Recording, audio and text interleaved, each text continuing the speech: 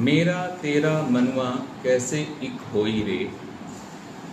मैं कहता हूँ आँखें देखी, तू कहता कागज़ की लेखी। मैं कहता सुलझावन हारी, तू राख्यो उलझाई रे। मैं कहता निर्मोही रहियो, तू जाता है मोही रे। जुगन जुगन समझावत हारा, कहीं न मानत कोई रे। तू तो रंजी फिरे बिहंडी, सब धन डारे खोई रे। सतगुर धारा निर्मल बाहे, वामे काया धोई रे। कहत कबीर सुनो भाई साधो, तब ही वैसा हो रे। बहुत प्यारा है और बहुत मुश्किल भी नहीं है। प्यारा ज़्यादा है, मुश्किल कम है। आवाज़ तो पीछे तक आई रही होगी क्योंकि अब तो माइक लगा हुआ है, तो उसकी कोई प्रॉब्लम नहीं। तभी वैसा होई रे, तभी होगा वैसा। कैसा होगा तब? मेरा तुम्हारा मन एक होगा, अभी नहीं है। इन राहों पे चलते चले जाओगे तो एक जगह पहुंचोगे जहां मैं मिलूंगा तुमसे और मेरा और तुम्हारा मन हो जाएगा एक। मीत नाम मिला रे मन का गाना सुना होगा आपने। ये शिकायत खत्म हो जाएगी, मन मीत होंगे। तन मीत होना कोई मतलब नहीं है, मन मीत होना बहुत ज़रूरी चीज़ होती है जीवन में। तो कैसे बनोगे तुम मेरे मनमीत, ये सवाल करते हैं कबीर और इसकी राह भी बताते हैं। तभी वैसा होई रे, मिले सुर मेरा तुम्हारा, तभी वैसा होगा। कैसे? अभी नहीं होने वाला है। मेरा तेरा मनवा कैसे एक होई रे। मेरा और तुम्हारा मन अभी एक नहीं होने वाला है। मेरे मन की गंगा का, तेरे मन की यमुना का बोल रहा था बोल संगम होगा कि नहीं, नहीं होने वाला है। तब तक नहीं होने वाला है जब तक ये सफ़र तुम पूरा नहीं करोगे। और सफ़र क्या है? मैं कहता हूँ आँखें देखी, मैं वो कहता हूँ जो मैंने देखा है। देखा है तो क्या बहुत लोग देखते हैं? देखना काफ़ी नहीं है, जो देखा है उसको महसूस करना, उसको जीना, उसको समझना, ये जरूरी है। मैं कहता हूँ आँखें देखी, जो मैंने जिया है। तू कहता कागज की लेखी। बाकी लोग या तुम, कोई भी तुम, बाकी लोग जो लिखा हुआ है उसको पढ़ करके बोलते हो। लिखा हुआ तो कोई भी पढ़ के बोल सकता है। इवन लिखे हुए को भी बोलने में कोई दिक्कत नहीं है। दिक्कत तब है जब हम लिखे हुए को जीते नहीं हैं। देख करके जिया, वेरी गुड। पढ़ के जिया, इक्वली वेरी गुड।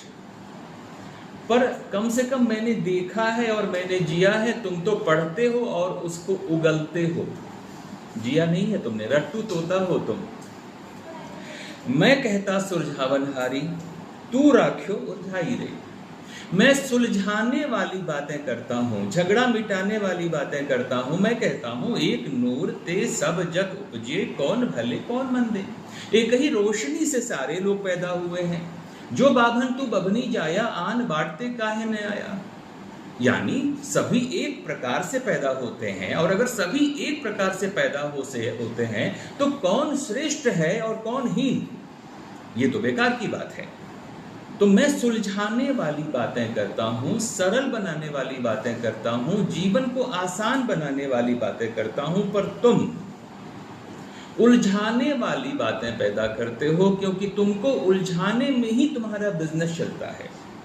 तुम बताओगे कि तुम्हारी किताबों में लिखा है इतनी बार प्रार्थना करनी है, तुम्हारी किताबों में लिखा है कि स्वर्ग जाना है तो ये करना है, तुम्हारी किताबों में लिखा है कि कोई पूजा करनी है तो ऐसे करनी है। तुम्हारे पास हर धर्म में इतने सारे कर्मकांड हैं। ये कर्मकांड क्या करते हैं? ये सारे के सारे ईश्वर तक पहुंचने के स्पीड ब्रेकर्स हैं, जिनको दुनिया ने लगा रखा है किताबों के हवाले से। वो चाहते ही नहीं है कि तुम सहज स्वाभाविक गति से ईश्वर तक खुद पहुंच जाओ। स्पीड ब्रेकर्स जानबूझ के लगाए जाते हैं कि तुमको उनकी अहमियत पता चले और तुम उनके पास जाओ कि ये मेरे से तो हो नहीं रहा खुद अकेले से। तब वो बोलेंगे अच्छा मैं आता हूं, और फिर आकर के वो आपको कर्मकांडों के चक्कर में उलझाएंगे।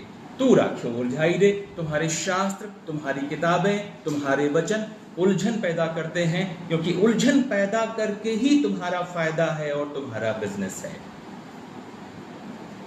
मैं कहता तू जागत रहियो, तू रहता है सोई रे। मैं कहता हूं जागते रहो और तुम सोते रहते हो। मैं कहता निर्मोही रहियो, तू जाता है मोही रे। मैं कहता हूं मोह के बंधन में मत पड़ना, आसक्ति में मत पड़ना, ये माया है, इसको समझो। जीवन 99 के फेर में अनवरत नृत्य करने का पर्याय नहीं है, ये मैं समझाता हूं। जो तुम्हारी समझ में आता नहीं है, तुम तो मोह के धागों में उलझते चले जाते हो। जुगन जुगन समुझावत हारा, कहीं न मानत कोई रे। जुगों जुगों से समझा रहा हूं मैं, पर कोई मानता नहीं है मेरा कहा हुआ। ये कबीर अपने जैसे लोगों की बात कर रहे हैं। मनुष्यता के इतिहास में कबीर उसके बीच में कहीं आते हैं जहां बहुत शुरू से ही, पहले दिन से ही कोई कह रहा है ये न करो, ये गलत है, ये करो, ये सही है। लोग कहते रहे कहते चले गए, थक गए, मर गए, खप गए, निराश हो गए, हताश हो करके विवेकानंद की तरह चले गए। पर गौतम बुद्ध चले गए, महावीर जैन चले गए, उपनिषद चले गए, सब चले गए, कहीं न मानत कोई रे। कोई कहा हुआ मानता नहीं है। कितनी तकलीफ हो रही होगी कबीर को ये कहते हुए, और वो इसको कई बार कहते हैं। आगे भी वो कहीं कहेंगे, कबीरा कहता जात है, सुनता है सब कोई। सभी लोग सुनते हैं, मतलब सिर्फ सुनते हैं। तू तो रंडी फिरे विहंडी, सब धन डारे खोई रे। रंडी आपको पता है वैश्या को कहते हैं। यहाँ पे वो वैश्या का उदाहरण दे रहे हैं। किसको दे रहे हैं? उन लोगों को दे रहे हैं जो धार्मिक कर्मकांडों के चक्कर में पड़े रहते हैं। वो कहते हैं तुम तो रंडी जैसे हो। जैसे रंडी वैश्या अपना सारा धन खो देती है। बड़ी अजीब सी बात है। वैश्या तो तन दे करके धन इकट्ठा करती है ना, तो सारा धन कैसे खो सकती है वैश्या? वन कबीर इसका उदाहरण क्यों दे रहे हैं मनुष्यों के सिलसिले में? इसलिए कोई भी स्त्री जब अपना तन बेचती है और धन इकट्ठा करती है, तो सबसे पहले वह क्या बेचती है? अपना तन या अपना मन? अपना मन। सबसे पहले वह अपनी आत्मा को मारती है, कुचलती है, तब जाकर के वो बेचना शुरू करती है अपने शरीर को। अगर उसके पास कोई बेहतर विकल्प हो तो वो कभी ये ना करे। अपनी आत्मा को मार करके जब आप कोई भी चीज इकट्ठा करते हैं, आप बड़े से बड़े नेता हो सकते हैं, बड़े से बड़े पूंजीपति हो सकते हैं, और शहर की सबसे बड़ी या सबसे छोटी वैश्या हो सकते हैं, ये सारे समान हैं। किसी वैश्या में और किसी धन लोलुप व्यक्ति में, चाहे वो किसी भी पद पे बैठा हो, कोई फर्क नहीं है। जब भी आप बेईमानी का पैसा कमाना शुरू करते हैं, तो सबसे पहले जिस चीज को मारते हैं वो है आपकी आत्मा। जब आप आत्मा को ही मार के धन इकट्ठा करना शुरू करते हैं, चाहे वो पद की वजह से हो, चाहे वो देह बेच करके हो, तो सबसे कीमती धन जो आप खोते हैं वो है आत्मा की आवाज। आत्मा को कुचलते आत्मा एक दिन पत्थर की हो जाती है। आत्मा बोलना बंद कर देती है। आप जीते तो हैं, पर वो गाना है ना, जलता हुआ दिया हूं मगर रोशनी नहीं, जिंदा हूं इस तरह की गमे जिंदगी नहीं। जीने का क्या मतलब है अगर जीवन में उल्लास नहीं है और आनंद नहीं है? उस भोजन का क्या है जिसमें स्वाद नहीं है? जीवन का स्वाद क्या है? जीवन का स्वाद है सहज जीवनोल्लास, एक उत्फुल्लता। वो तो खत्म हो जाएगी जब आप अपनी आत्मा का सौदा करेंगे, चाहे आप कोई भी हो। दरअसल वो सारे लोग जो अपनी आत्माओं को बेच करके धन इकट्ठा करते हैं, उसमें अगर सबसे कोई पवित्र है तो वैश्या ही है। वो सबसे पवित्र है, क्योंकि वो सीधे सीधे अपना सौदा कर रही है, देश और समाज का सौदा नहीं कर रही है। सब धन डारे खाई रे। वैश्या पैसे तो इकट्ठा कर लेती है पर बाकी हर धन उसका खत्म हो जाता है। वैसे ही तुम जब कर्मकांडों के चक्कर में उलझते हो तो तुम्हारा भी सारा धन खत्म हो जाता है। एक धन तो चलो पंडित जी को दी गई दक्षिणा हो सकती है, यज्ञ के खर्चे हो सकते हैं, बलि का बकरा हो सकता है, वो तो फाइनेंशियल है। पर जब आप ये करना शुरू करते हैं, ये सब कुछ करना शुरू करते हैं उसको पाने की कामना में, तो आप जिस चीज को नष्ट करते हैं या जो नष्ट हो जाती है और आपको पता नहीं होता है, वो होती है आपके भीतर की पवित्रता। कौन ऐसा हो सकता है दुनिया में जो बलि दे किसी भी चूहे का, बकरे का, हाथी का, भैंस का, और वो थोड़ा सा मर न जाए? बहते हुए खून को देख करके कोई आनंदित कैसे हो सकता है? मरते ही हैं आप। मैं ऐसे बहुत लोगों को जानता हूं जो नॉनवेज खरीदने जाते हैं पर दूर खड़े होकर नॉनवेज खरीदते हैं। वो मुर्गा कटता हुआ देख नहीं सकते पर खा सकते हैं। ऐसे लोग होते हैं, कटता हुआ मुर्गा नहीं देख सकते। क्यों नहीं देख सकते? आप खा तो सकते हैं पर देख क्यों नहीं सकते? क्योंकि मर जाते हैं आप, उसकी मौत के भागीदार नहीं बनना चाहते हैं आप। तो जब गलत कार्यों में और ऐसी जगहों पे आप उलझेंगे जहां से पवित्रता की तलाश में चल रहे हैं पर रास्ते, उपकरण, साधन अपवित्र हैं, तो आप धीरे धीरे आपका सारा धन, सात्विकता, पवित्रता धीरे धीरे क्षरित हो जाएगी और आप भी उसी वैश्या की तरह तो होंगे जिसके पास माथे पर टीका होगा, पंडित जी पूजा करा के गए हैं, पर आत्मा खोखली होगी क्योंकि आपको पूजा भी समझ में नहीं आई जो हुई। इतने लोग सत्यनारायण की कथा सुनते हैं, बड़ा पॉपुलर है हिंदुओं में, सबसे पॉपुलर है सत्यनारायण की कथा सुनना। देखने के बाद 50 लोगों में से किसी से पूछ लो कि क्या हुआ, कौन थे सत्यनारायण? शादी के मंत्र होते हैं जिसके बल पे 7 जन्म का वादा होता है। वो शादी के सारे मंत्र पंडित जी से ही पूछ दो, जरा इसको एक्सप्लेन करते चलिए। पंडित ने रटे हैं, पंडित को उसकी व्याख्या, उसकी समझ पता ही नहीं है। यही है कर्मकांड। इससे गुजरने के बाद आपकी आत्मा विपन्न होगी कि संपन्न होगी? विपन्न होगी। इसे कबीर कह रहे हैं। रास्ता क्या है? ये नहीं है तो रास्ता क्या है? लोग कबीर पे बहुत बड़ा आरोप लगाते हैं। कबीर पे आरोप ये लगाते हैं कि कबीर तोड़ते हैं, वैकल्पिक व्यवस्था नहीं देते हैं, कबीर खंडन करते हैं, मंडन नहीं करते हैं, तुलसी बड़े हैं, एक वैकल्पिक व्यवस्था देते हैं। कबीर वैकल्पिक व्यवस्था नहीं देते हैं, सिर्फ नष्ट करते हैं। ये आरोप सही आरोप नहीं है। आप ध्यान से देखेंगे तो पाएंगे कि कबीर जहां जहां मौका मिलता है वो एक वैकल्पिक व्यवस्था देते चलते हैं। अब ये व्यवस्था उस तरह की सुव्यवस्था नहीं है जो तुलसीदास के राम राज्य में है। राम राज्य का स्कोप है क्योंकि वो महाकाव्य है, महाकाव्य के फॉर्मेट में है। ये कोई महाकाव्य थोड़ी लिख रहे हैं, 3 वाक्य में गाली देते हैं, 1 वाक्य में राय देते हैं, यही इनका फॉर्मेट है। पर एक वाक्य में जो अंत में वो कहते हैं वहीं पे वो चाबी है जहां से चीजें बेहतर होनी शुरू हो सकती हैं। क्या है यहाँ पे? सतगुरु धारा निर्मल बाहे वामे काया धोई रे। सतगुरु की एक निर्मल धारा बहती है, उसमें अपनी काया को धुल लो। सतगुरु कोई नदी थोड़ी ही है। सतगुरु एक नदी नहीं है कि उसमें जाओ और डुबकी मारो और काया धुल लो। 2 चीजें हैं यहाँ पे। सतगुरु के विचारों की एक नदी बहती है, उस विचारों की नदी में डूबना होगा तुमको, काया धुलना काफी नहीं है। काया तो गंगा नदी में भी धुल ही जाता है उतर के। जो मन की आंतरिक मैल है उसको धुलना है, वरना कहते जाके किसी नदी में नहा लो। सदगुरु की सच्ची धारा की क्या जरूरत है? वो सदगुरु की सच्ची धारा में जब डुबकी लगाओगे तो तुम्हारी काया के सारे जो पहलू हैं, अंदर के बाहर के, सारे साफ हो जाएंगे, सारे धुल जाएंगे। कहत कबीर सुनो भाई साधो तब ही वैसा हुई रे। हे साधुओं, हे लोगों, सुनो, तभी होगा वैसा। कैसा? मेरा मन और तुम्हारा मन एक होगा। इतना काफी है क्या? नहीं, तुम्हारा मन और उसका मन एक होगा। कबीर अपनी बात नहीं कर रहे हैं, कबीर ईश्वर के हवाले से कह रहे हैं कि मुझे पाना है ना तो ऐसे आओ। कबीर खुद को पाने की बात नहीं कह रहे हैं, कबीर ईश्वर को पाने की बात कह रहे हैं कि परमात्मा मिलेगा तुमको तब जब तुम यह सब करोगे और यह नहीं करोगे।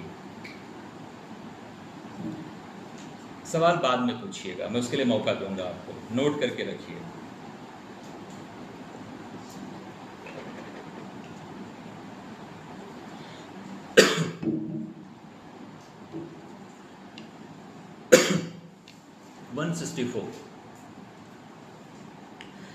दुल्हिन अंगिया काहे न धोवाई, बालपने की मैली अंगिया विषय दाग परिजाई।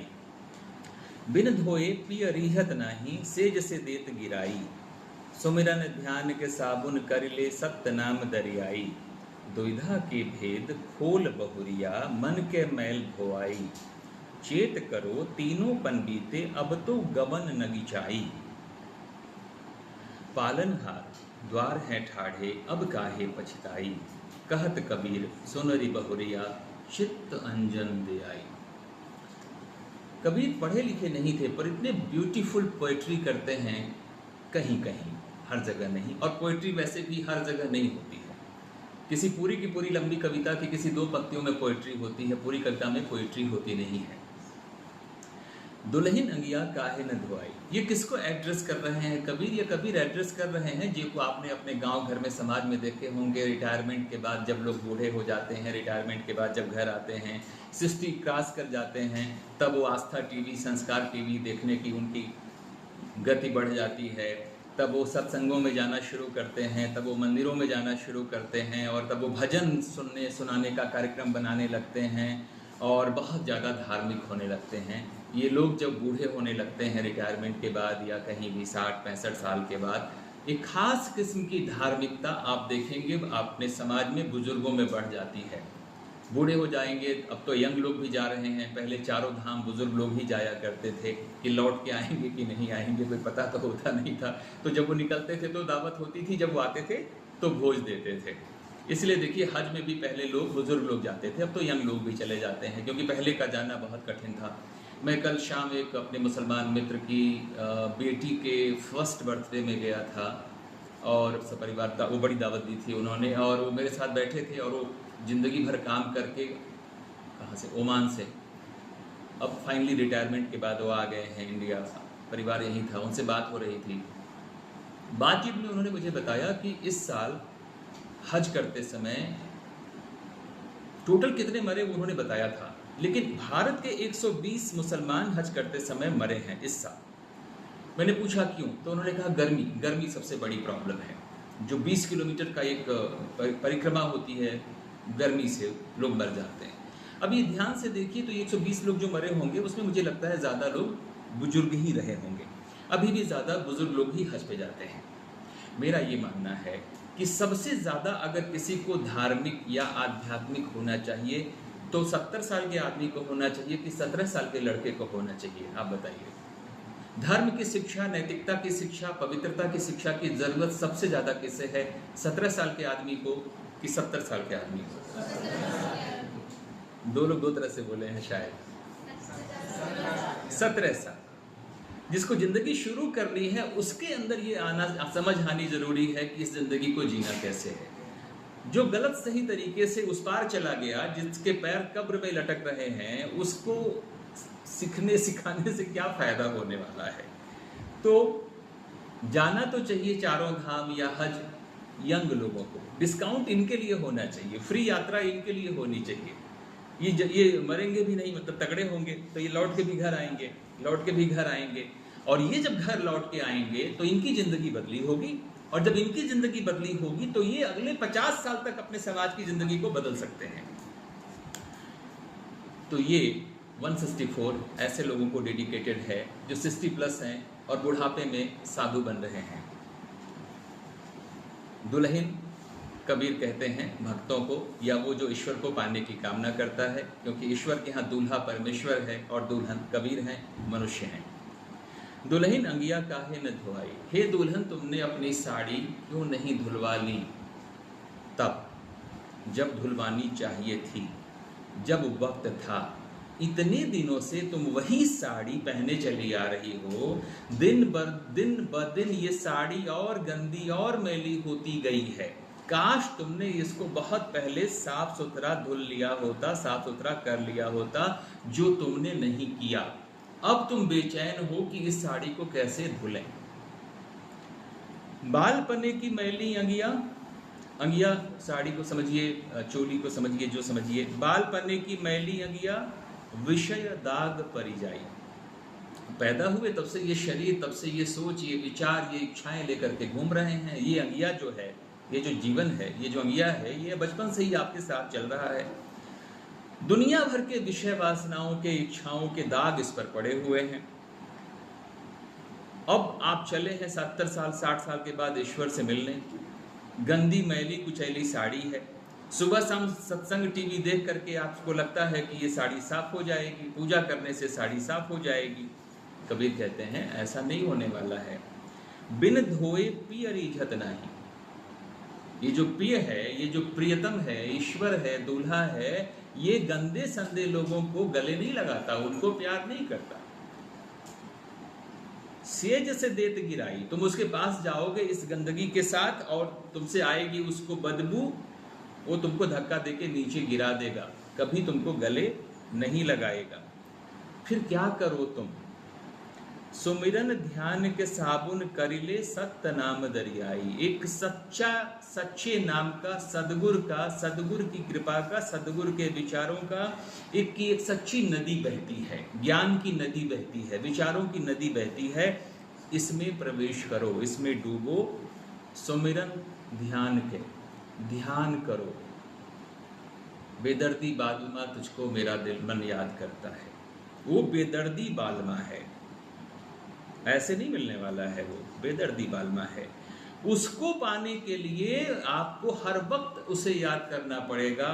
याद करना जब इंटेंस हो जाता है तो कहते हैं हिचकी आ रही है, कोई याद कर रहा है।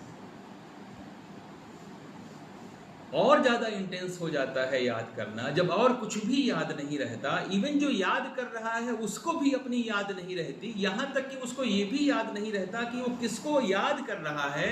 वो अवस्था होती है ध्यान की अवस्था। तुमको वहां तक पहुंचना पड़ेगा उसको चाहते चाहते कि तुम ये भूल जाओ कि तुम चाह किसे रहे थे और तुम हो कौन। ये है ध्यान। तो सुमिरन, स्मरण करो उसको, याद करो उसको, ध्यान करो उसका।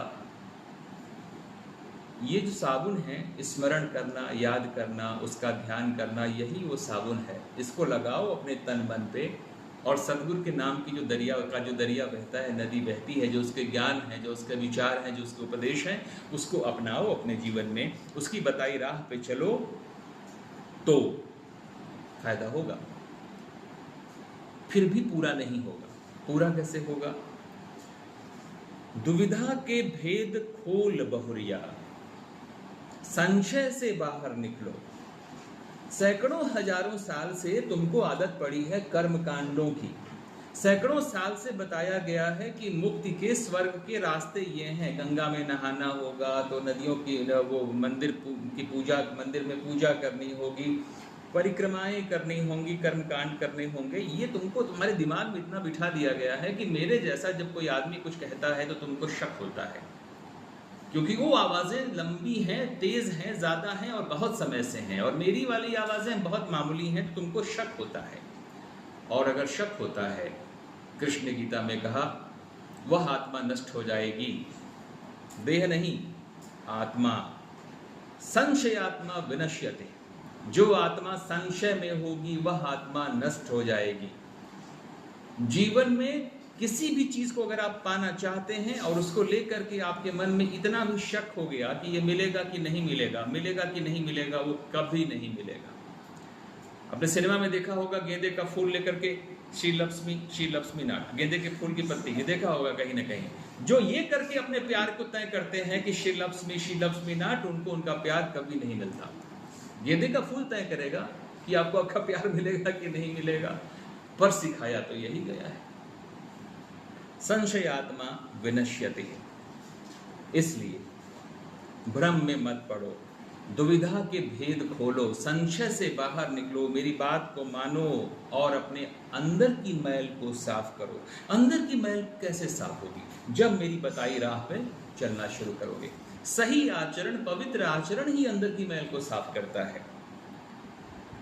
चेत करो तीनों पन बीते, बचपन जवानी बुढ़ापा। चेत करो तीनों पन बीते, वो गाना है ना मेरा नाम जोकर में, जवानी नींद भर सोया, बुढ़ापा देख कर रोया। बचपन वाली लाइन मुझे नहीं याद आ रही है, पर वो खेलने कूदने से ही संबंध होगा उसका। बचपन खेल कूद में बिताया, जवानी नींद भर सोया, बुढ़ापा देख कर रोया। तीन पन बीते। अब बुढ़ापा आ गया है तो तुमको रुलाई आ रही है। बचपन खेलने में बिता दिया, जवानी सोने में बता दी। जो ऊर्जा का सबसे बड़ा वक्त होता है, जब सबसे ज्यादा काम करना चाहिए, तब आप देखेंगे जवानी में नींद बहुत आती है। इस क्लास में 5-7 लोग तो हमेशा करते, अब क्या कहते हैं उसको, जम्हाई लेते रहते हैं। 2-4 लोग हमेशा जम्हाई लेते हैं। रात को उन्होंने बहुत मेहनत की है सोशल मीडिया पे, फेसबुक बंद हो जाता, इंस्टाग्राम बंद हो जाता, उन्हीं की बदौलत चल रहा है। तो उन्होंने इतनी मेहनत की है कि वो 2 बजे सोए हैं, तो वो यहाँ पे आके उनको नींद आती है। बहुत अच्छी बात है, ऐसा होना चाहिए। तो चेत करो तीनों पन बीते, बचपन खेलने में, जवानी सोने में, तो बुढ़ापा जो बचपन में खेलेगा ज़्यादा, जवानी में सोएगा ज़्यादा, वही रोएगा बुढ़ापे में।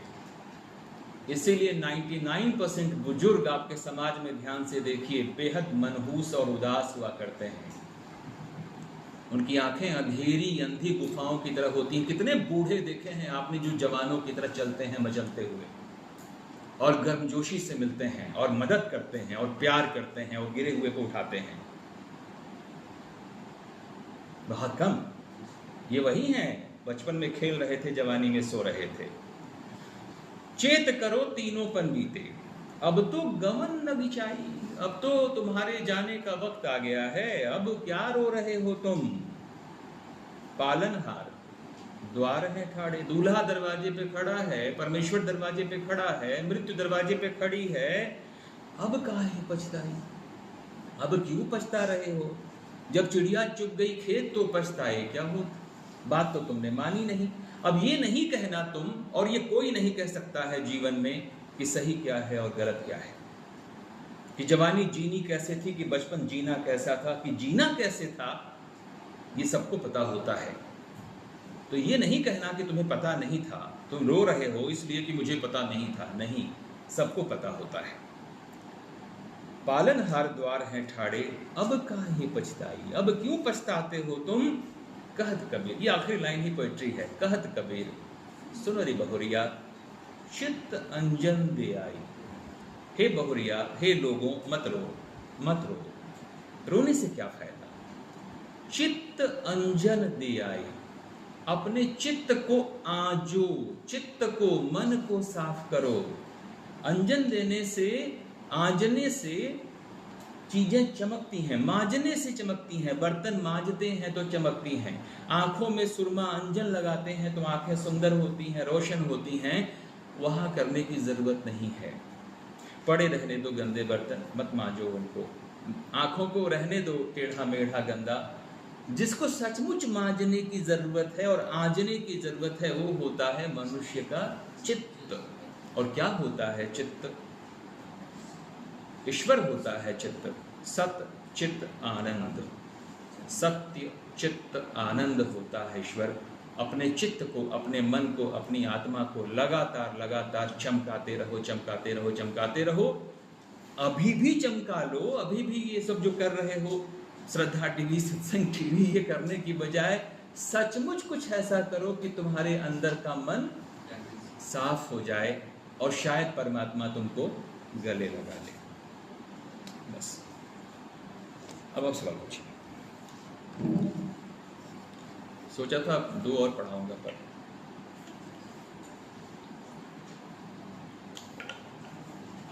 हाँ, सवाल नहीं होगा तब एक और पढ़ा दूंगा। सवाल हो तो पूछिए। अब देखो पंखा चल रहा है इसलिए आपको तेज बोलना पड़ेगा।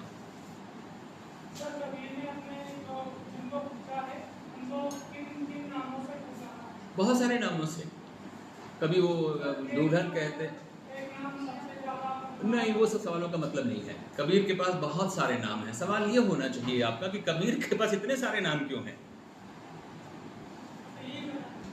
सवाल ये होना चाहिए कि कबीर के पास यही नाम क्यों है। यही नाम वो लेते हैं जो नाम सब ले रहे थे, जो सगुण भी ले रहे हैं, जो निर्गुण भी ले रहे हैं, जो भक्त भी ले रहा है, जो कर्मकांडी भी ले रहा है, सभी वही नाम ले रहे हैं। यह भी वही नाम ले रहे हैं। इतने सारे नाम ले रहे हैं, इसीलिए इतने सारे नाम ले रहे हैं कि यही नाम उनको मिले हैं। जैसी कुर्सी मिलेगी वैसे ही कुर्सी पे न बैठेंगे।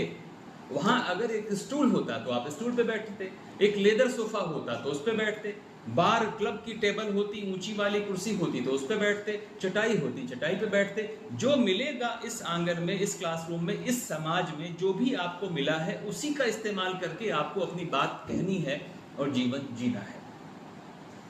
अब अगर वो राम की जगह पे मान लो कहते कटहल, तो लोग कहते पागल हो गया है, ये कटहल क्या होता है। कोई ऐसा शब्द वो गढ़ देते जो कटहल भी नहीं होता, पर मान लो कुछ अजीब सा शब्द एक बना देते, अजीब सा कुछ जोड़ के एक शब्द इजाद कर देते। उन्हीं के आधे चेले पागल हो जाते समझते समझते कि ये कह क्या रहे हैं, किसकी बात कर रहे हैं, ये जो शब्द है इसका मतलब पहले समझना पड़ता। तो उन्होंने समाज में, परंपरा में प्राप्त जो भी ईश्वर के पर्यायवाची थे उनके जीवन में और उनके जीवन के जीवन में, उसी का उन्होंने इस्तेमाल किया। कहीं ये किया, कहीं ये किया, कहीं ये किया, पर हर बार वो सावधान रहते थे। वो कह देते थे कि मेरा जो राम है ना वो दशरथ वाला राम नहीं है, मेरा जो कृष्ण है वो यशोदा वाला कृष्ण नहीं है। वो बीच बीच में बोलते चलते हैं।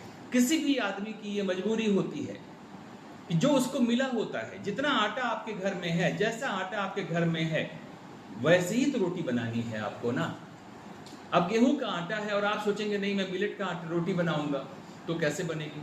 आदत है आपको गेहूं के आटे से रोटी बनाने की, और अब आप मिलेट की आटे से रोटी नहीं बना सकते, वो आपको बनाने नहीं आता।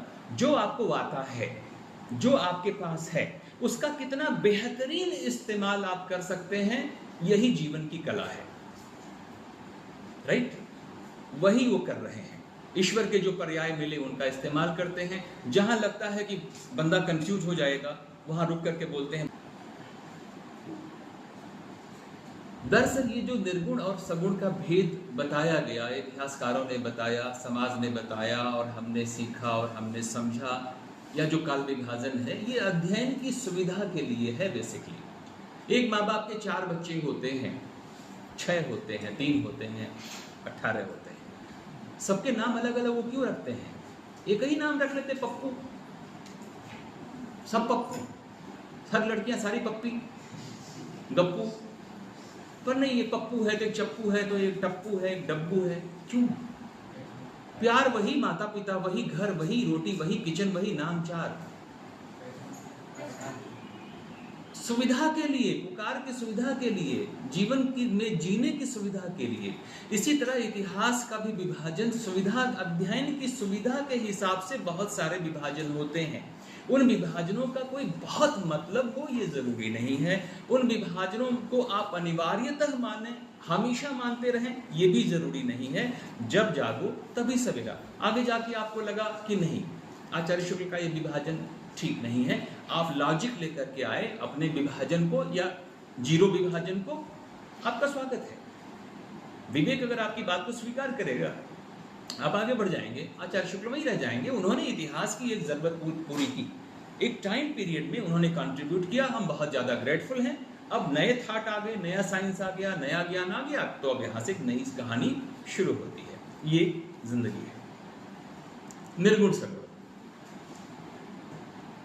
फर्क है।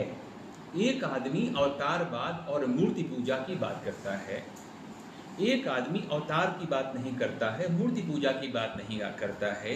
एक आदमी एक खास किस्म के ईश्वर की कल्पना करता है जिसकी ये डिजाइन है, एक आदमी का ईश्वर एक ऐसा है जिसकी एक अलग डिजाइन है। अगर एक कहता है कि मेरे राम ऐसे हैं जिनके कंधे पर है धनुष, एक आदमी कहता है मेरे राम ऐसे हैं जिनके कंधे पर नहीं है कोई धनुष, यानी 2 राम तो हुए। तो ऐसा नहीं है कि सिर्फ और सिर्फ अध्ययन की सुविधा के लिए ये इस्तेमाल हुआ है। फिर कबीर क्यों कहते हैं दुल्हन गावो मंगलाचार वगैरह वगैरह?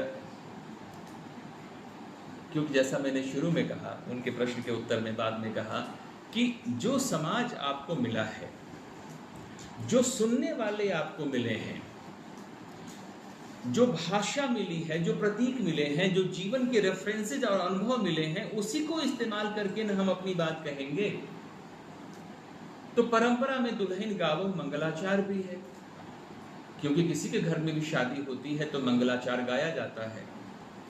तो जिनसे ये बात कही जा रही है उनको मंगलाचार समझने में बहुत आसानी होगी कि अच्छा मंगलाचार की बात हो रही है।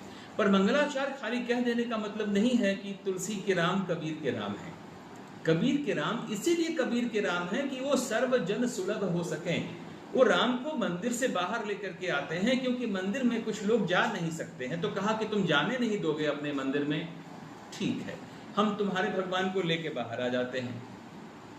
और कहा कि तुम्हें मूर्ति बनाने की भी जरूरत नहीं है, कुछ नहीं करने की जरूरत है, सिर्फ उसको प्यार करने की जरूरत है। ये याद करना, ध्यान करना, सुमिरन स्मरण करना, ये सब प्यार करने के ही विकल्प हैं।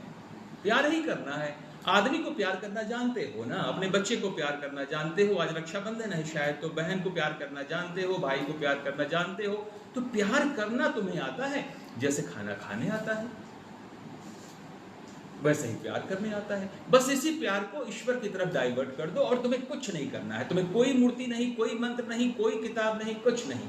अपना जीवन जियो वैसे जैसा है तुम्हारा ईश्वर, जिसको करते हो तुम प्यार, तो उसको प्यार करो। और प्यार करने की बुनियादी शर्त क्या होती है?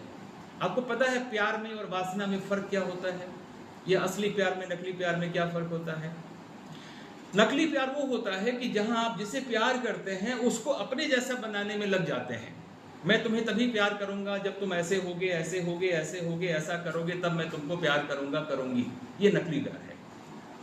प्यार की, सच्चे प्यार की, असली प्यार की बुनियादी पहचान ये है कि आप जिससे प्यार करते हैं उसके जैसे हो जाते हैं, उसको नहीं बदलते, आप खुद को बदल देते हैं। तो ईश्वर को तुम परम प्रेम अगर करोगे, एक निष्ठ भाव से प्यार करोगे, इसका मतलब है कि तुमको उसके जैसा होते जाना है। और कैसा है तुम्हारा ईश्वर? कातिल है तुम्हारा ईश्वर? जेब कतरा है तुम्हारा ईश्वर? नहीं, वो तो जितनी भी श्रेष्ठताएं संभव हैं, वो सत्यम है, वो शिवम है, वो सुंदरम है। तो तुम बनो ना सत्य, बनो शिव यानी पवित्र, सत्य यानी सच्चे, और बनो ना सुंदर। तुम्हारा सब कुछ सुंदर हो, ये बन जाओगे तुम अगर उसको प्यार करोगे तो। और उसको प्यार करने के लिए कोई मूर्ति ही नहीं चाहिए, कोई मीडिएटर ही नहीं चाहिए। सारे धर्मों का सबसे बड़ी सारी दुनिया में दंगे फसाद धर्म की समस्याओं की वजह आपको पता है क्या है? बीच के दलाल। ये जो भगवान और हमारे बीच में एक दलालों की पूरी सीरीज है, हर धर्म में दलाल है भगवान और हमारे बीच में। ये दलाल ही सारे नरक की